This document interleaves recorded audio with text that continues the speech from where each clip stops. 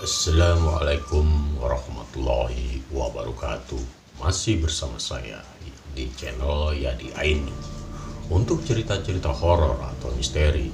Yang baru bergabung di channel Yadi Aindu, jangan lupa subscribe, like, komen, dan tombol loncengnya agar mendapatkan notifikasi video-video terbaru dari Yadi Aindu.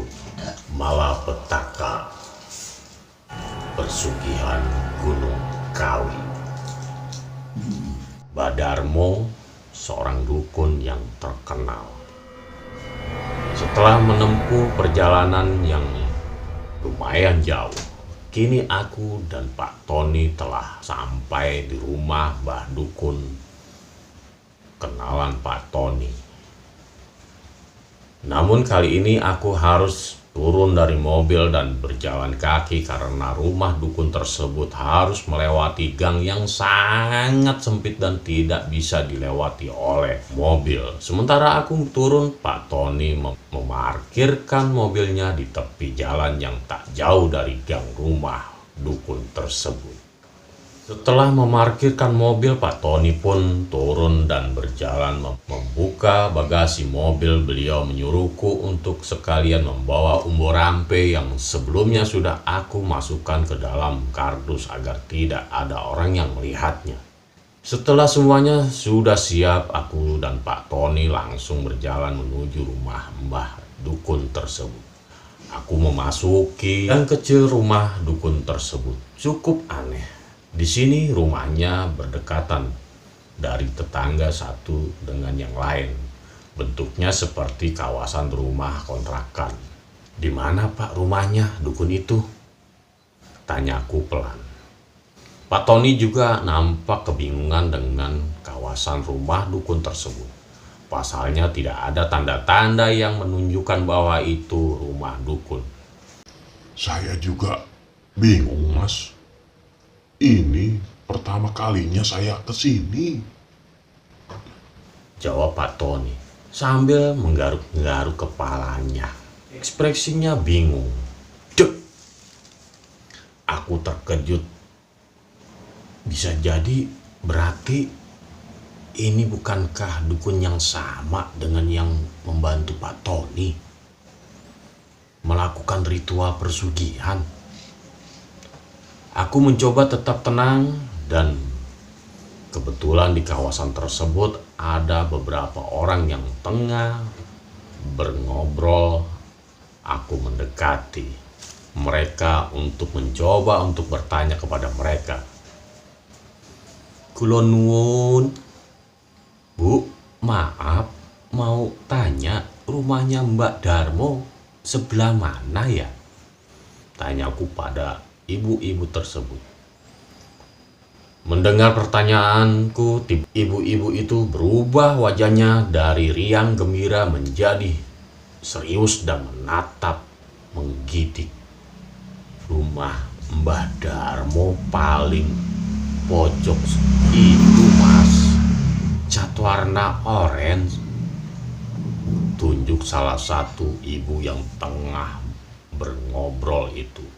Aku pun mengangguk dan mengucapkan terima kasih.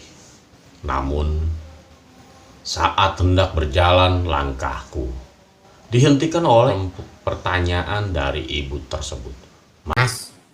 Masnya ini siapanya Mbah Darmo ya? Tanyanya. Cuk, aku bingung tidak tahu harus menjawab apa. Namun bersyukur karena Pak Tony membantuku menjawab pertanyaan dari ibu tersebut. Kami saudaranya, Bu. Maaf, kami permisi. Ayo, Mas, Richard. Ucap Pak Tony kemudian merangkul pundakku santai dan mengajakku berjalan beriringan menuju rumah Mbah Darmo. Kenapa mereka bertanya seperti itu, Pak? Bukankah kata Bapak Mbak Darmo itu dukun terkenal?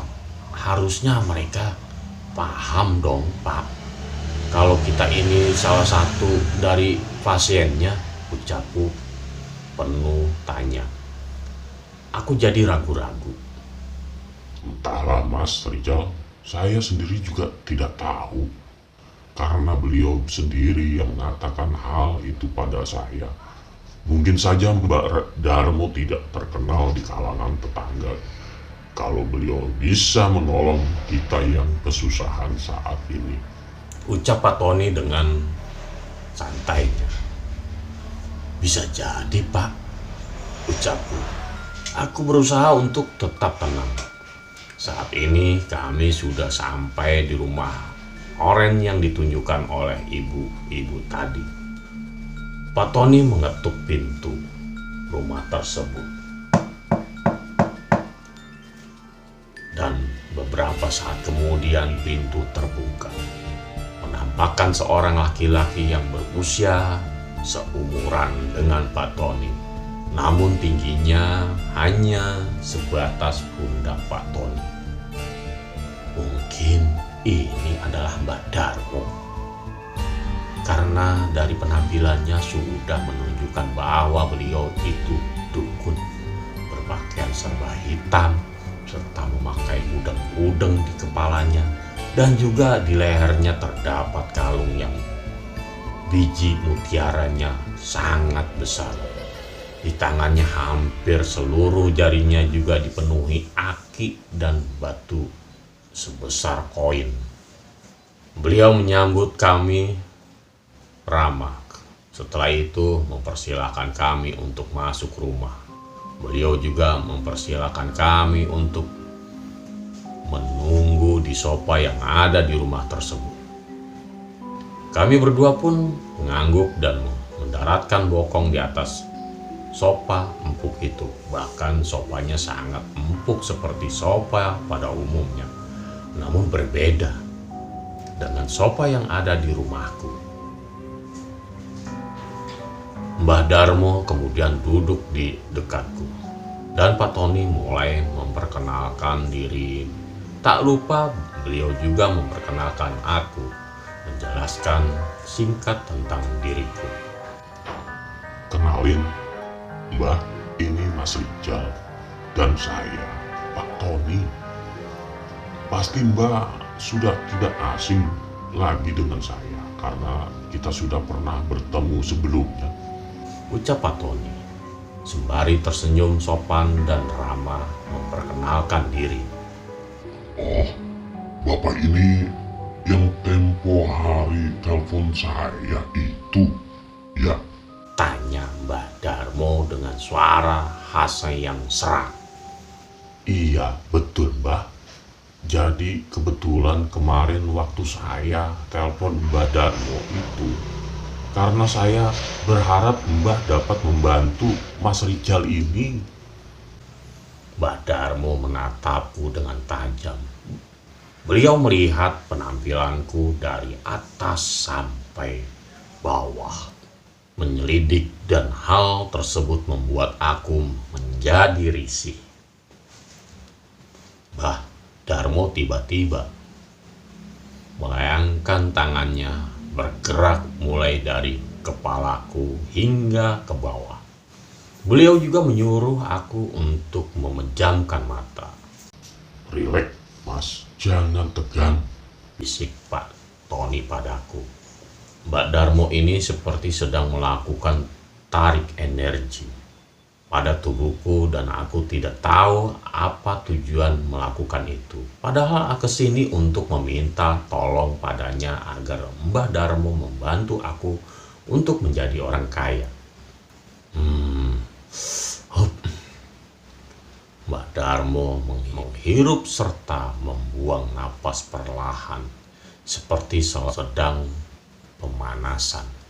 Anak muda, ambisimu untuk menjadi orang kaya sangatlah tinggi, ucapnya. Aku kaget ketika beliau mengatakan itu. Bagaimana Mbah Darmo bisa tahu batinku? Aku lupa jika beliau adalah dukun. Wajar saja jika beliau tahu isi pikiranku saat ini. Aku membalas ucapan beliau dengan terkekeh pelan, malu-malu, sambil menggaruk-garuk kepala.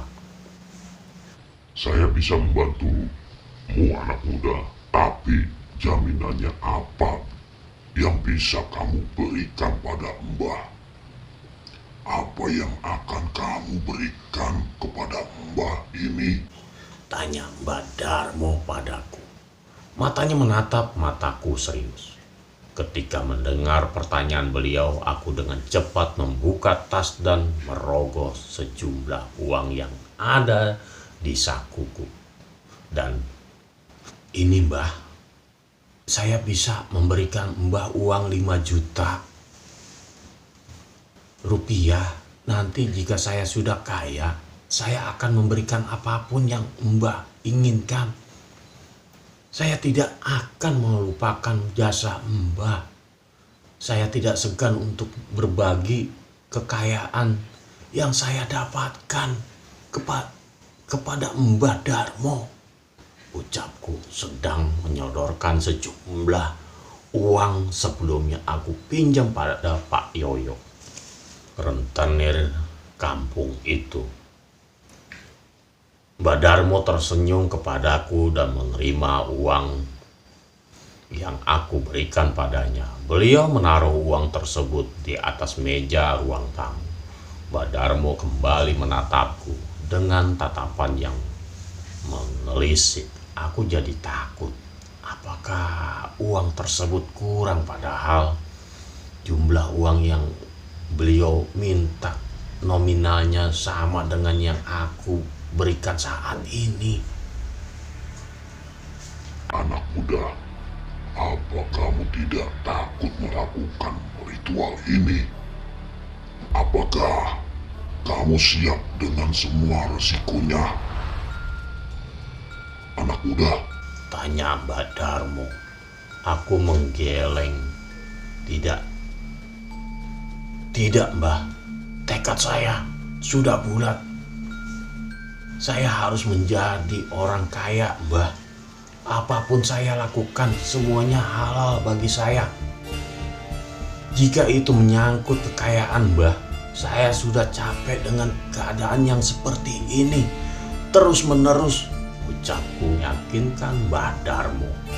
tapi anak muda, kamu sudah tahu sendiri akibatnya jika melakukan ritual ini. Apa kamu tetap yakin? Tanyanya lagi. Mbah Darmo mengangkat sebelah alisnya.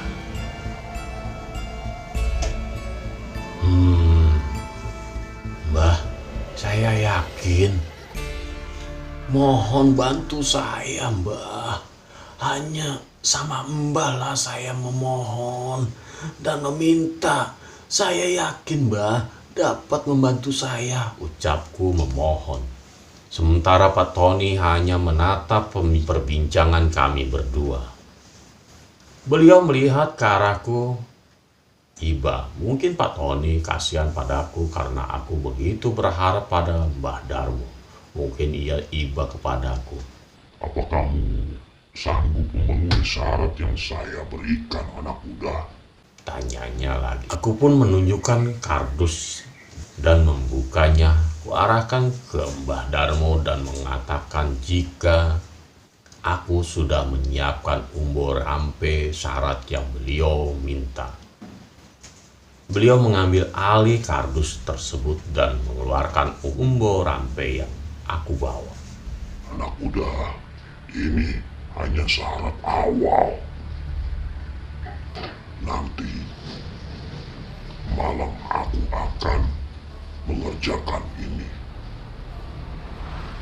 Dan kamu, saya beri syarat lagi. Besok sekitar jam 12 malam, kamu harus datang ke kuburan. Carilah yang tanahnya masih basah. Ambil tanah tersebut segenggam dan dibungkus menggunakan kain mori atau kain kapan. Besok paginya kamu bawa ke rumah saya. Kamu mengerti? Ucap Mbah Darmo menjelaskan. Aku mengangguk. Sangat paham dengan yang beliau ucapkan. Aku menatap Mbah Darmo yang akan mengatakan kalimat lagi. Aku jelaskan sekali lagi, anak muda. Ini hanya syarat awal. Nanti malam aku akan mengerjakan ini. Dan kamu, saya beri syarat lagi. Besok sekitar jam 12 malam kamu harus datang ke kuburan, ya. Ingat itu. Carilah yang tanahnya masih basah. Jangan yang sudah kering. Ambil tanah yang basah, segenggam dan dibungkus menggunakan kain penori dan atau kain kafan. Kau punya kan kain kafan atau kain penori itu? Besok paginya kamu bawa ke rumah saya. Kamu mengerti? Ucap Mbah Darmo menjelaskan dengan menatap mataku tajam. Aku mengangguk. Mantap, sangat paham dengan yang beliau ucapkan. Beliau kemudian menepuk pundakku dan menyuruhku untuk memejamkan mata. Aku pun menurut. Aku mendengar suara Mbah Darmo seperti membaca mantra, namun tak begitu jelas ucapannya tersebut. Beliau menekan pundakku, memijat dengan kuat, membuat aku kesakitan. Menurutku ini sangat aneh, namun aku tetap menurut saja. Barangkali cara beliau membantu orang melakukan ritual memang seperti ini. Setelah melakukan pijatan dan membaca mantra, Mbah Darmo pun menyuruhku membuka mata. Beliau beranjak dari duduknya dan berjalan menuju ke kamarnya. Aku dan Pak Tony menunggu Mbah Darmo cukup lama. Aku menunggu beliau. Entah apa yang beliau lakukan di kamar. Aku curiga jangan-jangan beliau lupa kalau kedatangan tamu. Mbah Darmo kenapa lama sekali, Pak, di dalam? Tanyaku pada Pak Tony. Entahlah mas, saya kurang tahu. Kita tunggu saja beliau sampai keluar kamar. Ucap Pak Tony. Aku pun mengangguk. Lama setelah menunggu Mbah Darmo, akhirnya beliau pun keluar dari kamarnya. Aku bernapas lega ketika melihat kedatangan Mbah Darmo. Ia berjalan ke arah kami. Maaf, menunggu lama. Ucapnya. Mbah Darmo dengan santai. Aku dan Pak Tony hanya tersenyum simpul menanggapi beliau. Anak muda, ini saya beri kamu selembar kain putih. Ingat, besok tepat jam 12 malam kamu harus ke kuburan dan cari kuburan yang tanahnya masih basah. Syukur-syukur jika kamu bisa membuka kuburannya, menggali dengan tanganmu sendiri dan bersedia mengambil tali pocongnya. Ucap Mbah Darmo. Dek, tali pocong, Mbah? Tanyaku memastikan. Mbah Darmo mengangguk. Bukankah itu sangat bersiko, Mbah? Tanyaku. Ya, memang sangat berisiko. Jika kamu ingin lebih cepat kaya, maka turuti semua perintah saya. Tapi, jika kamu menolak ya tidak masalah. Karena yang rugi adalah kamu sendiri, bukan saya. Tapi Mbah, belum sempat aku membantah ucapan Mbah Darmo. Pak Tony tiba-tiba membisikkan sesuatu. Dan aku pun langsung menyetujui perintah Mbak Darmo. Baik Mbah, saya setuju.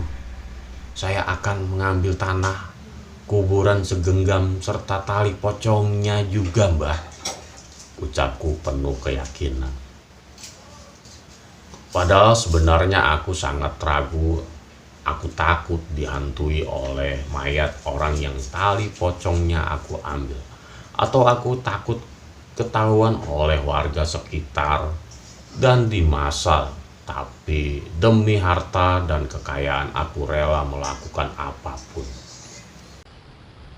Baiklah anak muda, lusa saya tunggu kedatangan sampean ke sini lagi. Bagaimana? Siap? Iya Mbah, lusa saya akan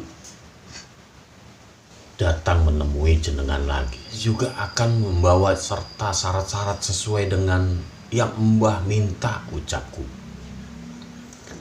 Aku dan Pak Tony kemudian berpamitan hendak pulang pada Mbah Darmo. Aku keluar rumah dan Mbah Darmo sekitar jam 11 malam. Cukup lama aku di rumah Mbah Darmo. Aku jadi teringat jika keluar sejak sore tadi dan aku pun tidak berpamitan pada anak istriku. Tapi ya sudahlah, aku tidak peduli lagi. Bodoh amat jika istriku marah. Bukankah hal tersebut sudah sering ia lakukan padaku? Bukankah aku sudah terbiasa dengan omelannya?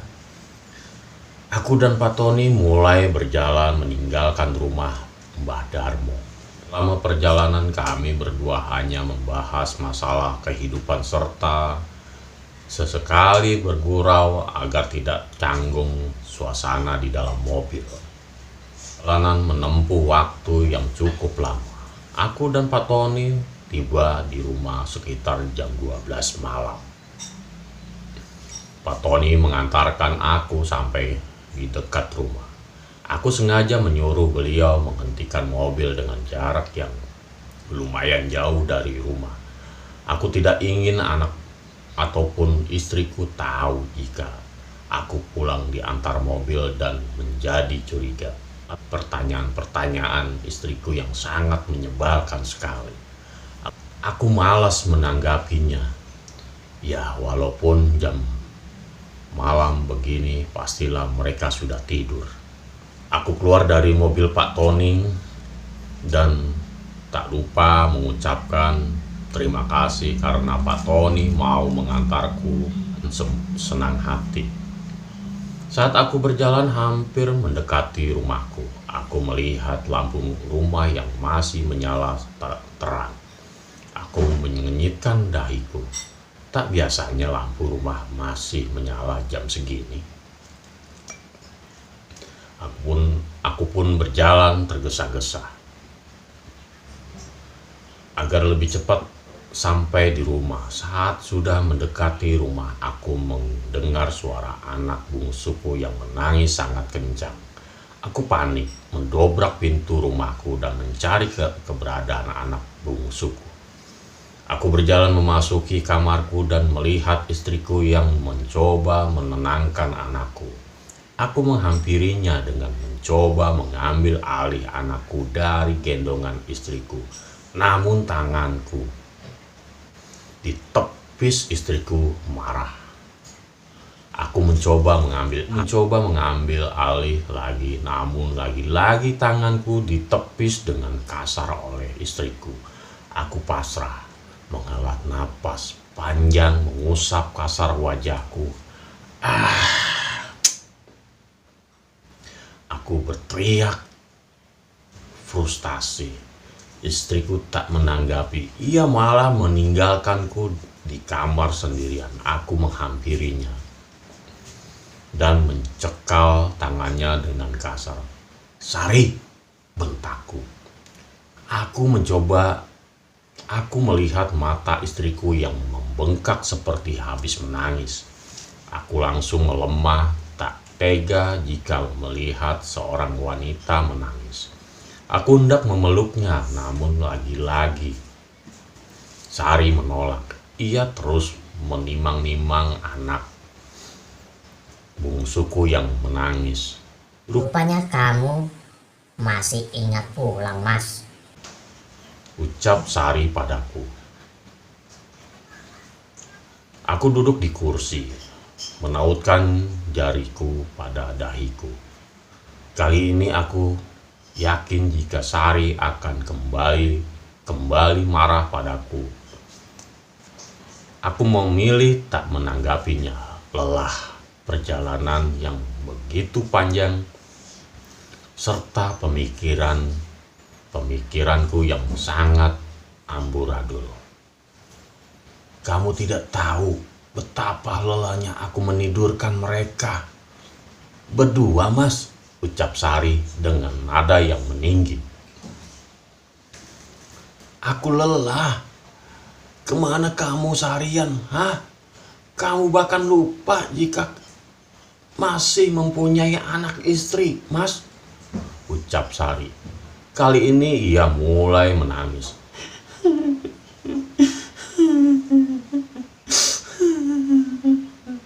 Aku lelah, Mas. Aku tidak tahu lagi harus bagaimana menghadapi ini semua. Anak-anak rewel. Kamu ndak ada. Belum lagi tetangga tadi datang ke rumah sini, mereka marah, katanya kamu tidak lagi mau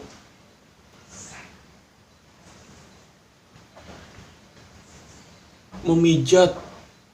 Maksudmu apa, Mas?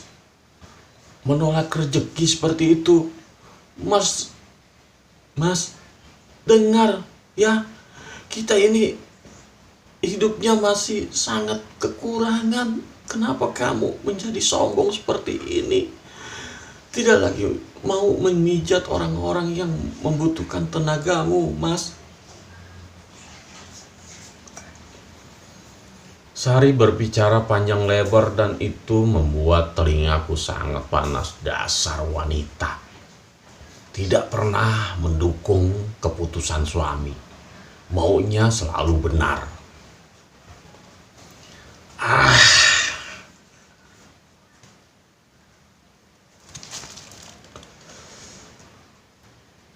Aku memang tidak lagi mau memijat mereka. Sebentar lagi aku akan kaya raya, Sari.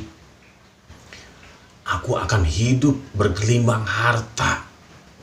Untuk apa aku memijat mereka, Sar? Mereka bahkan tidak mampu memberikan aku banyak uang lebih.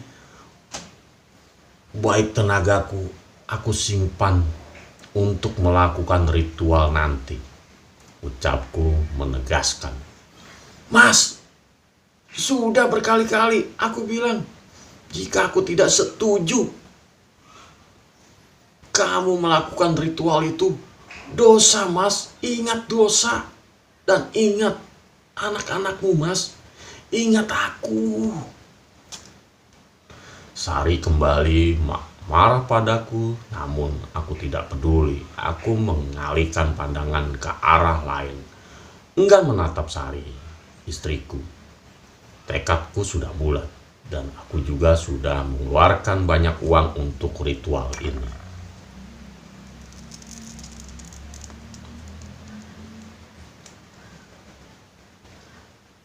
Aku tidak mau membatalkan semuanya. Dan ingat, Sari, aku tidak peduli jika harus kehilangan kalian semua. Asalkan aku bisa hidup dengan uang yang banyak.